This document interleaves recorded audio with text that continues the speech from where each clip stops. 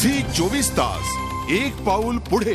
बीसीसीआयचे अध्यक्ष एन श्रीनिवासन यांनी spot fixing प्रकरणामध्ये नैतिक जबाबदारी स्वीकारून राजीनामा द्यावा अशी मागणी नाशिकमधल्या प्रतिष्ठित नागरिकांनी केली आहे। नवोदित खेळाडूंना आयपीएलनं ओळख दिली, मात्र त्यांना झटपट मिळालेला पैसा पचवता आला नाही। भ्रष्टाचाराला चालना देणारी ही स्पर्धाच रद्द करा अशी मागणीही नागरिकांनी केली आहे।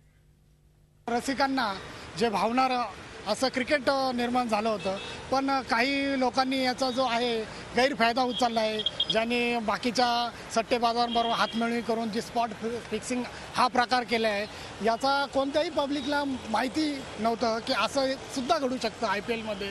तर हा क्रिकेटवर मोठा काळिंबा फासलेला आहे। सट्टेबाजांचं क्रिकेट झालेलं आहे। जे पूर्वी अझरुद्दीन जडेजा सारखे प्लेयर सापडले होते, आपल्याला असं वाटतं चला आता हे कमी होईल, हे कमी नाही झालेलं आहे, हे वाढत चाललेलं आहे। आणि जाळ आहे हे पूर्ण अध्यक्षापासून हे मॅनेज केलेलं आहे, पूर्ण क्रिकेटचे जे अध्यक्ष आहे यांच्यापासूनही हे चालू आहे। आपल्याला असं वाटतं श्रीसंत हे छोटा मासा आहे, हो एकदम किरकोळ आहे, तो त्याला फसवलं गेलेलं आहे। झी 24 तास एक पाऊल पुढे।